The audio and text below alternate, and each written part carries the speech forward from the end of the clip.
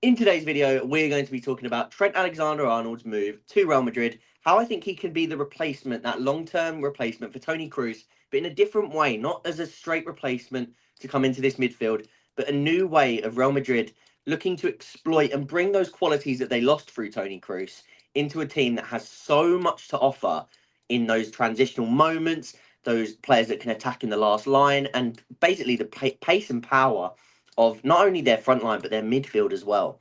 So, if we had to look at how they set up last season, for example, this was about Mbappe. So, we know that they set up in a bit more of a diamond. Valverde sort of had this hybrid role on this right side. And then you had sort of Kroos and Tchouaméni sort of like this. So, it was like a bit of a lopsided diamond at times. Valverde could attack into this right hand side because he's got that up and down ability. Rodrigo and Vinicius Jr. was then sort of they'd switch between the centre forward and the left wing role, and they could just sort of overlap and make things happen between them.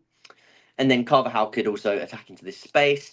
But the idea was that Toni Kroos could then be the dictator of all of this, and he could drop in and he could make things happen. And then you'd have, like I say, these players attacking out here. Bellingham could roam into here. Rodrigo from the middle could roam and come out into here to have Bellingham attack sort of that central space. And at times you could have all three of these guys attacking the last line like that. And then Toni Kroos, he'd be the one, as we know, picking those passes.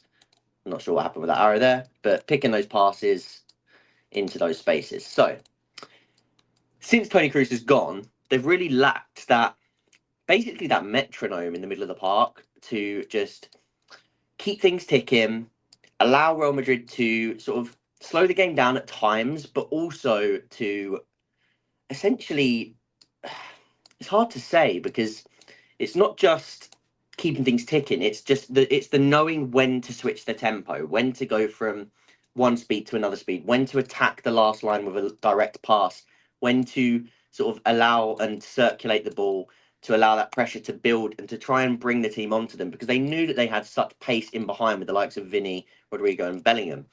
Now you've took away Kroos and you've actually added Mbappe, which, if anything, we know is made their attacking sort of dynamic even stronger. A lot of people were sort of worried about how it would work, but if you can get all four of these players, including Bellingham, attacking that last line, then transitionally you've got the best team in world football. I think everybody is happy to admit that at this point. But then what you then lack a little bit more, because now it's a bit more of a 4-3-3 with these two in here and Tchouaméni in here, is what you now lack a little bit more so is, like I say, that metronome. You've had Valverde dropping in a bit deeper to sort of link things up, but you don't have that 100-touch player. Tchouaméni good on the ball, but again, he's a bit more of a ball-winning sort of number six who can cover ground, protect the ball, and then he can sort of have those bursts. Both of your fullbacks are quite nominal fullbacks, I'd say. They're good at sort of going. They can be a little bit of everything, but they're not really a master of anything particular. Carvajal will sort of, and Mendy as well, will give you those overlapping runs if you need them. They can sort of make those tackles in the middle of the park. They can tuck in as that second or that third centre back if they need to. So you've got those qualities there. But then even in their back line, I wouldn't say that they have like an amazing ball playing defender. Rudiger, again, very good on the ball. Militao when he's fit, decent enough on the ball. Alaba, of course, is the anomaly, I think. I think when an Alaba is fit, you've got probably your best sort of on-ball defender who is maybe capable of having those touches that we speak about with the likes of Kroos, or at least having somebody to replace those touches and offer you something in the back line. So I do think that that's where Trent's going to come in. So if we move Carvajal out and you bring Trent into this lineup, all of a sudden, I think you've now got your metronome on the pitch, but in a different position.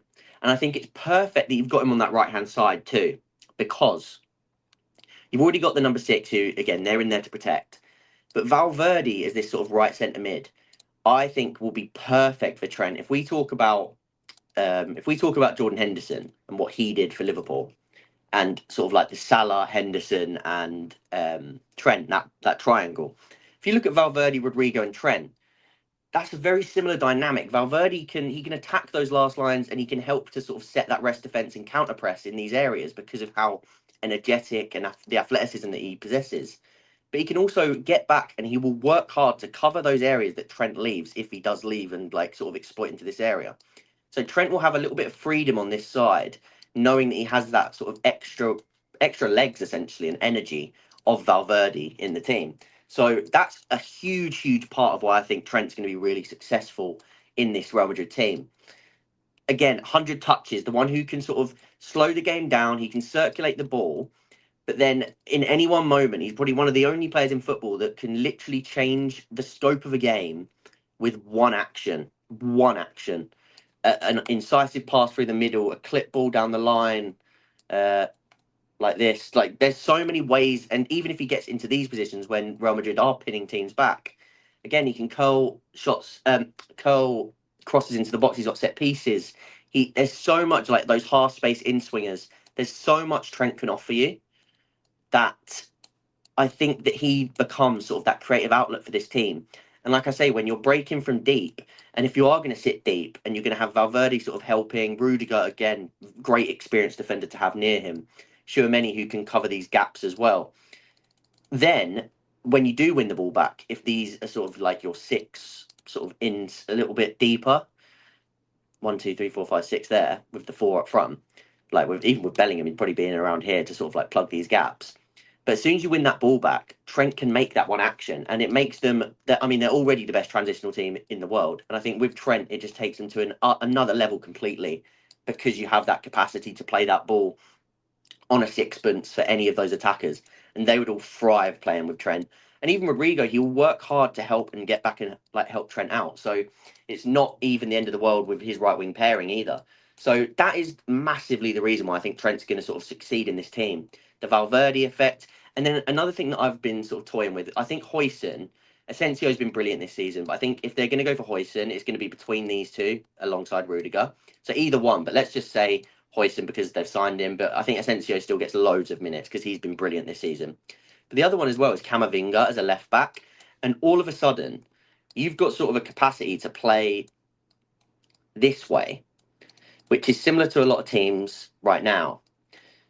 Now, of course, that shape is quite familiar. You've got the two number eights who can sort of attack. They can come drop in deep and attack that last line. You've got Mbappe who can sort of go anywhere in this front line. Then you've got Vinicius and Rodrigo holding the width. But again, you know that they're going to move and they can make things happen. And I think what's good is if you then split the team.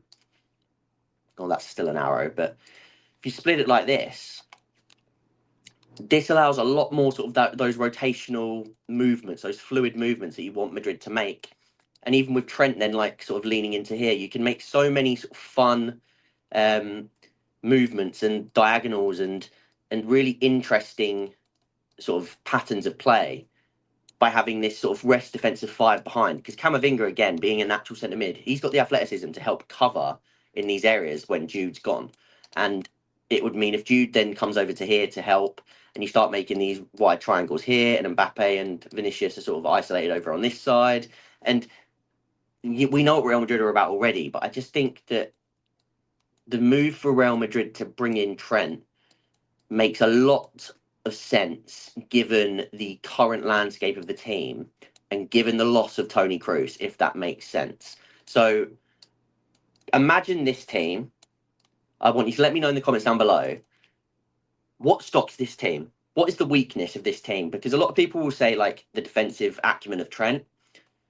But like I say, I just think that with Valverde on this side, much like Henderson, I think that's where you get the absolute most protection out of a player like this.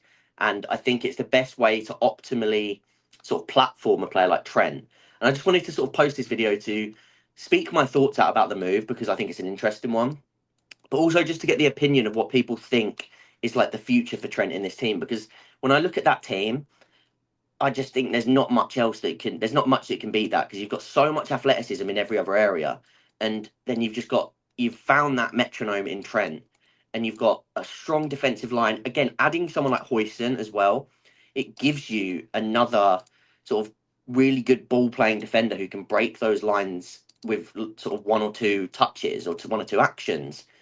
And it can really help to just penetrate through the lines a little bit quicker, which is something I think Real Madrid sometimes miss without Alaba in the team. So again, somebody like Huijsen, and Asensio's, like I say, has been good this season, but I think somebody like Huijsen as well, when you have that in the back line, it sort of eases these players up to then just go and attack those lines and just do what they do best. So they don't have to be dropping in as often. I mean, Bellingham's brilliant at dropping in so that he can then carry the ball into this space, which would still be very possible for him to do. Same with Valverde. But it would just unleash five of the best in the world running onto the back line and just force so much pressure that I just think they'd be such a nightmare to deal with. And like I say again, they already are a nightmare to deal with. So it's not even like I'm saying that it's fixing them, because it's not fixing them. They're already ridiculously good. But I just think it adds a whole nother element to this team. So that's sort of where I'm at with it. And again, I think Militao could play a big part as well if he stays fit. Mendy with Camavinga, like that's why I've got quite a few different players. And the odds are they probably sign a few others. And you got Arda Güler who can play a role. You got Endrick. You've got so many players, Ibrahim Diaz, that can play roles in this team. So let me know in the comments down below. What do you think stops this Real Madrid team? Please drop a like to show support for the channel.